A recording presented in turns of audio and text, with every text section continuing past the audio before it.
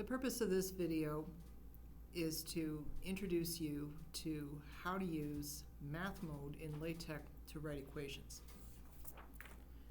Let's start with some files. What I have here is a few files that I have downloaded. I have a tech file that I'm going to work from as my template, use it as my template, and I have a couple of pictures that are embedded into this file that I want to include. And then I have a PDF that I can look at that shows what the document looks like once I've compiled it. But what I really want to do is I want to start with that tech file and just take that as my template with an example to show you how to proceed. You can look at the tech file and the PDF together side by side to get an idea of how the language in the tech file produces the PDF, how the individual lines, commands, and so forth, the control language, end up making that PDF, which contains a whole bunch of mathematical expressions. And I encourage you to do that. But what we're going to do now is take that tech file and strip it down and start going through a few examples. The first thing I'm going to do is I'm going to make a copy of the file. So I have my tech file, and what I want to do is make it into an example. So I'm making a copy because I want to be able to go back to my original tech file just in case I mess up with the example. And now that I've done that, I'm going to edit it. I'm going to use Featherpad to edit my example file. I'm going to launch it as an independent process so that I can continue to do things in the window. Okay, and now I have Featherpad open. And I have set it using options and preferences so that it has a dark background with large font. This will make it easier for you to see what I'm doing. So the top part of this file here, this top stuff that I'm highlighting, this is control language that sets up the document, talks about what kind of document it is, what the margins are going to be, and I'm not going to mess with any of that stuff. Okay. Then once I get through that, the next stuff is I begin the document.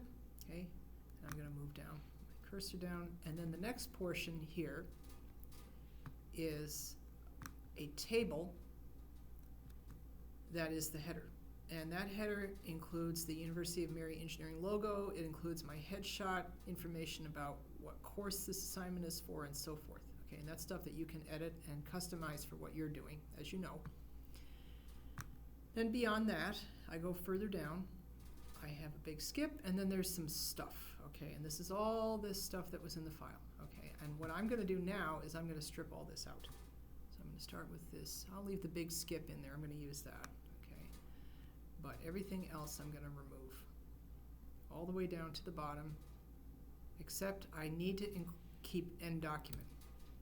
All right, so now I have this new file. It has a lot less in it. It's got the control language at the top.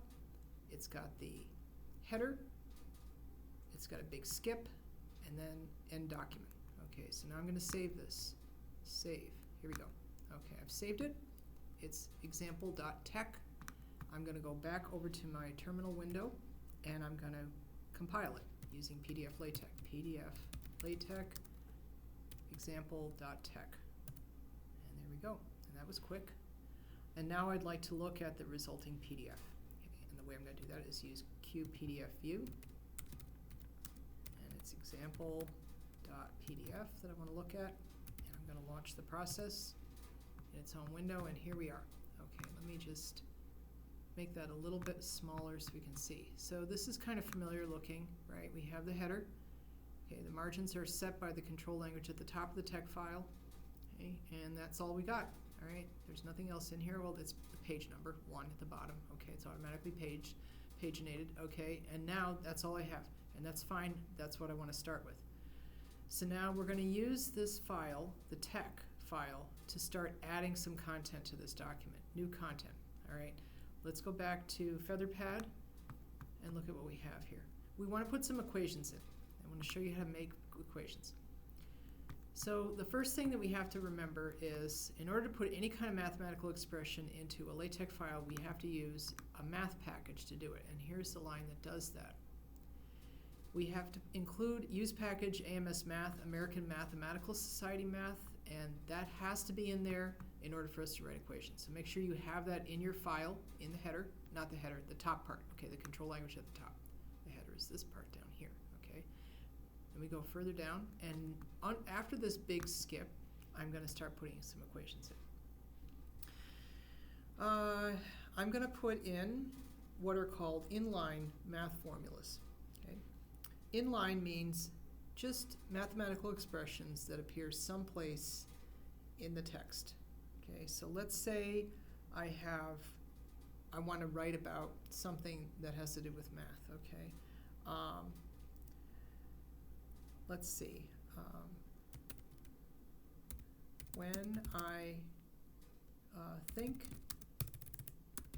about circles, I recall that the equation of a circle that is centered at the origin of a graph is, okay, what's it? I want to write the equation now, okay, and I want it to just appear in my sentence. To write an equation in this manner, I start with a dollar sign, okay, and it's x squared, okay, so I put in the hat sign to indicate that I'm putting an exponent, okay, and then I enclose the exponent in curly braces, plus y, and then a caret to say I'm looking at an exponent, and then I put in the 2 in curly braces again, equals r squared, okay, like that. And now I want to finish off math mode with a dollar sign like that, okay, and I'm done, okay.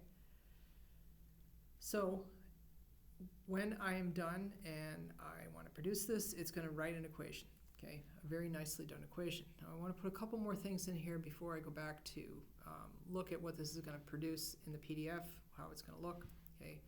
Really, any mathematical expression has to be enclosed in these dollar signs, okay. So now I want to go back at the origin of a graph in the, I want to put XY plane, okay. So in order to do that, I put dollar sign XY plane is, okay.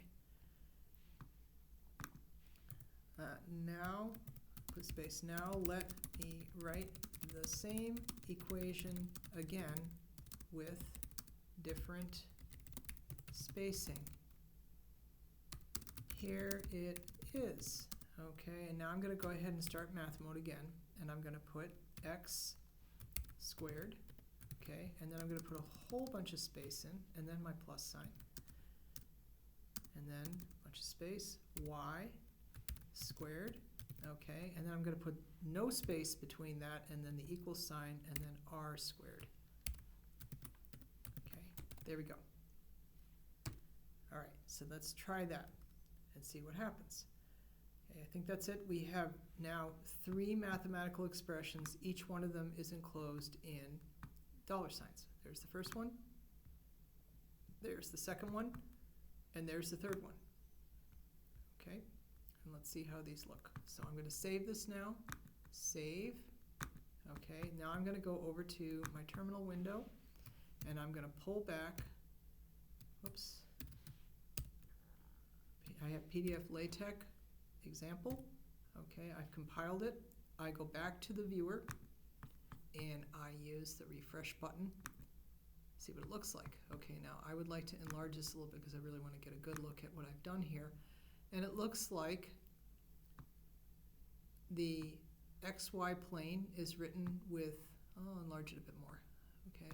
The XY plane is written where it has italicized characters, which is what we expect, okay, that when you use mathematical expressions, then you want the letters that you use, they're algebraic, to be italicized, okay. Then we have a nice equation here, x squared plus y squared equals r squared, looks great.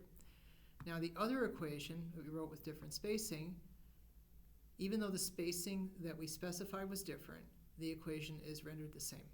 And that is because within math mode, the spacing is determined by LaTeX. Okay, so even if you put a whole bunch of spaces in or no spaces at all, it's going to reformat it in a way that it thinks is appropriate for an equation. Now, usually that's good. Occasionally you're going to want spacing to be done differently, and there are ways that you can control the spacing. Okay, we'll talk about that later. All right, so that's the beginning stuff. And this is how we do things with inline equations. Now, inline equations are great, but we don't always want them to be inline. If you have a really complicated expression, it's going to be hard to fit it into just normal paragraphs like this. And so sometimes we're going to want to use what are known as display equations or displayed equations. I'm going to show you how to put those in now. Okay, so here we go. We're going to put this in. I'm going to put some space in. And by the way, if you want to put some extra space in, you can use VSpace to do that. VSpace or vertical space. I want to put in 1.5 centimeters here. Okay, and then I'm going to hit return and go down a bit. All right. Now we will add a displayed equation. This time with, let's see, a square root in it. Okay, and now I want to show you how to do that. There are a couple ways to do it, but the one I'm going to focus on is doing a displayed equation using this mode, begin equation, followed by end equation. Okay, we do this, go up here, and in between these two things is where I'm going to put the equation. Now, when you use this mode of putting in an equation, you do not use dollar signs. Okay, don't put dollar signs in. Just by putting begin equation, you're already in math mode, and then you close it out with end equation. So now I'm going to put in a square root. So how about if we do something like this? F of x is equal to the square root of, and then in curly braces I'm going to put 1 minus x cubed. Okay, like that. Okay, and now that's it. I'm just going to leave it like that. That's my equation. I don't put dollar signs anywhere, like I said. And I am going to now save this. Save. And I would like to compile it and see what it looks like. Here we go. I go back to QPDF view. I refresh. And there it is. Okay, we're going to scroll down a little bit. There's the equation. Looks beautiful. You'll notice that this time, because it's a displayed equation, it appears on its own, centered, and it also is indexed. There's a number over here. Because it's the first equation that is displayed, it is given the index of 1. Okay? There's a space between, automatically inserted between the text that appeared just before and this equation. So this looks really nice. It looks like a textbook or something. Okay, so this is really very nice, very beautiful. Now, if we go in and put a different equation in, up here, let's see, I put another one in. Here is an equation involving a trig function. Okay, and this time I want to use begin equation and end equation again, a different displayed equation. So I'll put them in right off the bat to make sure that I don't forget to put them in, and then I'm going to go like this where I have some stuff in between. Okay, so I'm going to say I want to put in sine squared. Okay, I'm going to close this sine squared plus sine squared theta is what I want to put in. Okay, so in order to include a Greek letter, I put backslash theta. Okay, and then plus cosine squared theta equals 1. Hey, there's my equation, all set. I think you've seen that before, probably when you've taken trigonometry or pre-calculus. You may have seen this expression is true for any angle theta. Okay. Now I'm going to save this, and then we're going to go and see what it looks like after we compile it. Let's compile it. And now let's open this up, QPDF view, refresh. All right, now we have another equation, which is very cool. Okay. Now the thing here you'll see is a couple of things. First of all, I inserted a new equation in here. It was a displayed equation, and the indices were automatically changed. I didn't have to do that, which is really great. Okay, it's automatically renumbered. Wonderful. Okay, so as I put equations in, LaTeX is going to take care of the numbering. The other thing is that my thetas look really nice too. All right, lowercase Greek letter, you just put the word in that matches the letter in lowercase, starting with lowercase letter, okay? Do not attempt to paste in a theta or some other symbol. I've seen people try to do that. They go to the internet or someplace else, and in the text file they directly put in a theta character. Okay, like they just cut and paste it from someplace. So when they look at the text file, they might see the actual letter that they want. This is not how you do things in LaTeX. You have to use this control language to get it to work. It's not going to display correctly. All right, so don't attempt to paste into this text file a Greek letter directly, okay? Now, the other thing, though, if you look at the way this equation is displayed, you'll see that the words sine and cosine are both italicized, which is not usually how they're written, even though this is a mathematical expression, because this is not s times I times n. If it were, it would be written correctly. It's sine, the function sine. So this sin should not be italicized. The cos should not be italicized. And yet letters are automatically italicized within math mode. So we have to figure out a way to make that not happen, to make it print correctly. And there is a way. When you have trig functions, the way that you do it is you put a slash in front of them. Slash sine, slash cosine, okay? And then we'll save this, save, and it should do its thing. Okay, so let's see if we can do this now. Hang on, I'm going to put some space in here too. I'll save it again. File, save. There we go. Okay, let me go over here and Control P, PDF LaTeX example. Yep, all right, now I'm going to go to here and I'll refresh. Okay, and now we have sine squared theta plus cosine squared theta equals 1, just like it's supposed to, and you'll see also that the equations are numbered. One of the things that's really nice to be able to do in these situations is to refer to the equations as you're writing your document, okay? Especially if the equation, you want to refer to an equation that was, several pages ago. You're writing something that's relatively complicated. You'd like to refer back to an equation on a previous page, and you may not quite remember where the equation is, or you may be editing and things are getting moved around, and so the best way to handle that, rather than to having to go and explicitly numbering the equation and going to look up what is that equation number again, is to attach a label to the equation. And we can do that by going into LaTeX and looking at how we have these things set up. So we have two displayed equations here. We have this one, okay, that is the sine squared theta plus cosine squared theta, and then we have the other one with the square root in it, okay, and those are the two that we have right now. Now we can refer to these by putting in labels. I'm going to put one in here. Just before end equation, I'm going to put a line in that's label, and I'm going to call this trig equation, okay? And I'm going to do a similar thing down here. I'm going to put this in and call this label square root equation, okay? All right, now I'm going to save this. Okay, now what good does this do me? It doesn't do me any good right now at all. Nothing is going to change. If I go ahead and compile this, it's going to look exactly the same. You're not going to see any kind of labels.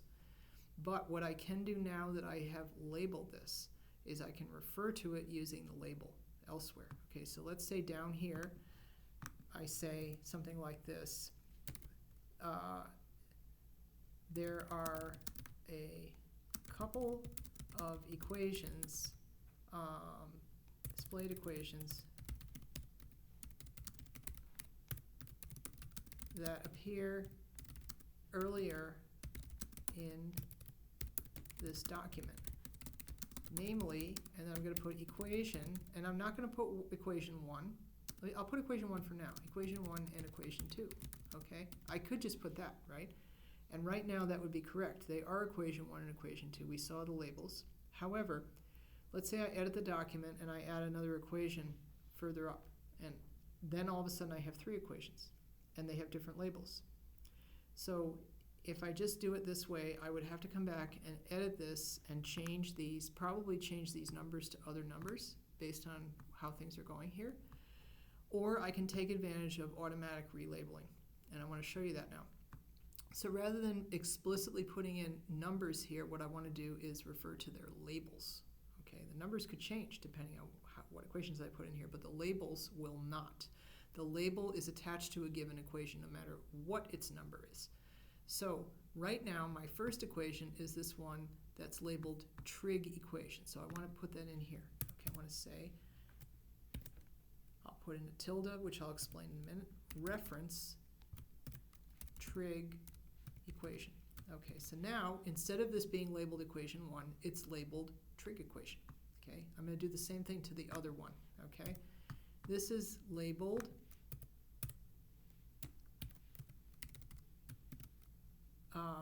square root equation. Okay, that's its tag.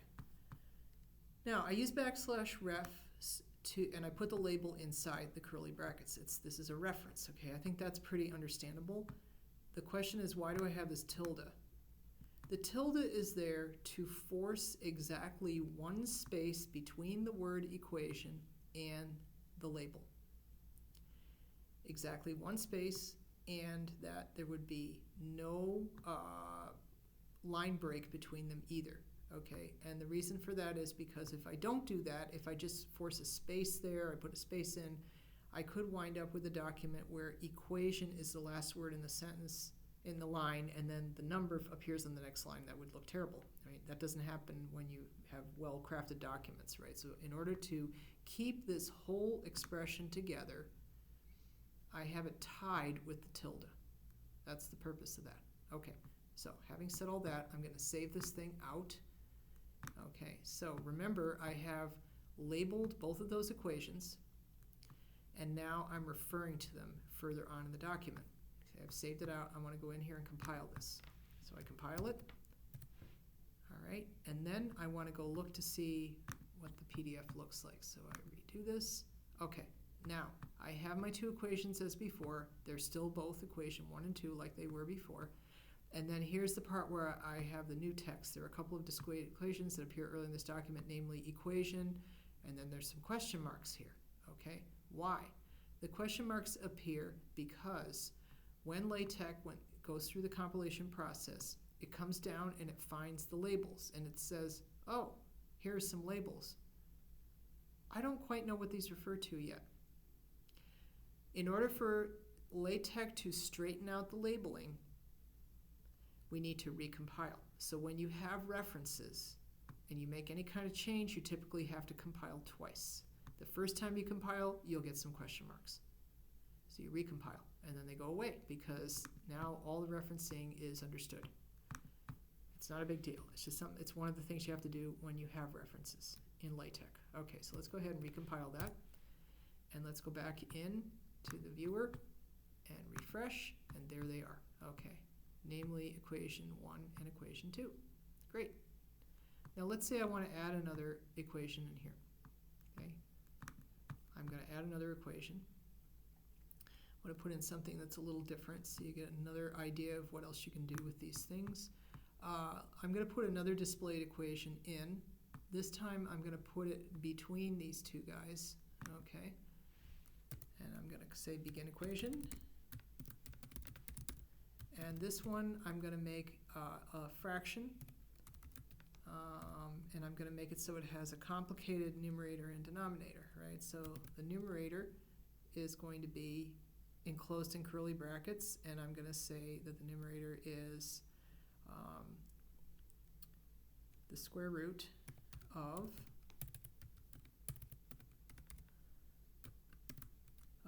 let's see, x squared minus 2.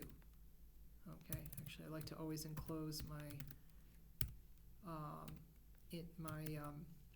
exponents in curly braces. Okay, so that's the square root, that's under the square root, and then I put it in another curly brace, and that's the numerator of the fraction. Okay, so I've delimited the numerator. Now I have to put in the denominator. The denominator is going to be, I'm going to make it a fraction. Okay, the denominator is going to be 2 over x. Okay, there we go. All right, and I think we're done now. So this is going to be very complicated, but I think we're good. Now I have to make sure that I do, whoops, I think I made a little mistake here. I have to make sure that I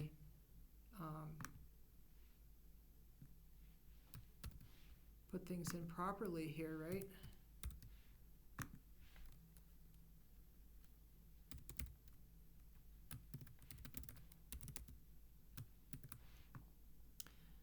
All right, and even this text here about the displayed equation, I'm going to put that down here.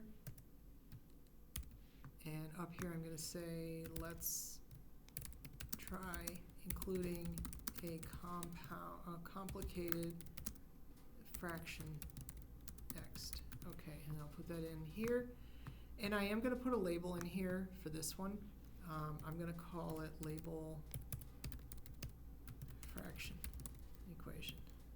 That's not an equation, just fraction. I'll just call it fraction. Okay, and that should do it. Hopefully I didn't make any mistakes. We'll find out. Okay, so let's go over here and we'll do PDF LaTeX. And I'm going to go back in here and look at this example. And I refresh, and indeed we have this complicated looking thing here. Okay, so you see how it is. It's got the square root in the numerator, it's got a fraction in the denominator, it looks spiffy. Okay, now the equation references are no longer correct. Okay, we should be referring to what's equation 1 and then equation 3, all right? But we have to recompile this to make sure that the references are appropriately updated. And where is this? It's in here. Let me refresh it. There we go. Okay, so that worked. All right. So that's how we do this. So that's pretty much how you do stuff. There's one other thing that I want to tell you about, and that's parentheses. Okay. Now, you use parentheses in inline equations, and that's fine. And you would expect that the inline equation is going to be approximately the same height as all the text that it's embedded in. In a display equation, you can have something that's a lot taller. So, for example, this equation 2 here is much taller than the other equations that are here. So we want to put some, let's say we want to put some parentheses around it, okay? Got to figure out how we're going to do that. Let me go through and look at this. So this is this equation that's got the complicated fraction in it, right? So when we're in the equation mode, so here's the equation, right? Let's go to the line with the actual equation, which is here, frac, okay? So if I put in an open parenthesis and then a closed parenthesis at the end, I want to see what happens. Let's do save and recompile it. Okay, and then we're going to go back into this example and refresh. And look, there's the parentheses. Okay, so the parentheses that got added are sort of normal size parentheses, but they look weird around this expression because they're too small. And what we'd really like would be appropriate sized parentheses. How are we supposed to make bigger parentheses that would enclose the whole expression, right? So let's talk about how to do that. The ones that we used here, what we want to do is use backslash left open paren. Okay, that way here. That's what we put first. Okay, and then at the end here, we want to put backslash right and then close paren. I'm hoping this will work. Okay, hopefully it will. I'm pretty sure it will. We'll find out. We'll do that with save. Okay, and we're going to go back in here and recompile. And it worked. It compiled anyway. Let's see what happened. Okay, let's look at the example now. I'm going to refresh this, and sure enough, look at those parentheses. They're beautiful. Okay, they're really the right size. I didn't have to tell it what size to make them. I just said put in a left parenthesis and a right parenthesis. Okay, and it did the right thing. All right, so here's the left one here. Okay, that started off enclosing the expression, and then the right one over here. That's pretty nifty. There are lots of other things that you can do. So in the file that you're working from originally, the one that I stripped everything out of, there are some other examples of how to make things as well that you should take a look at. And then if you ever want to make some kind of mathematical expression that you don't know about yet, you really want to look at the math guide that you should have access to. And then also you can go on Google and then just Google. You can say something like, type to the Google search engine, how do I make an integral in LaTeX, for example. Okay, you want to know how to do that, then you're going to get a lot of answers from that because other people have tried to do the same thing, and that's how you'll find out what the appropriate way is to do that. You can play around with this and experiment. A lot of the things that you think might be true, it turns out that they are. It's a very logical, structured text processing language that is pretty cool, and you can do some pretty powerful things with it. The whole business of using references for equations, references can be extended to other things. You can put references into figures. You can label figures and then refer to them elsewhere in the text. You can put references in for tables. Okay, if you have a table of data, okay, you can refer to that later as well. And that's extremely useful when you're developing and building a huge document that has all kinds of things in it that you want to be able to talk about and refer to. And in the editing process, it means that you don't have to go through and laboriously renumber things by hand. It's all done automatically using LaTeX, and the references are resolved by recompiling. Just compile the thing twice and you should be good. And that's it. And I hope that this was edifying to you and that you understood everything. If not, you can always ask me about it.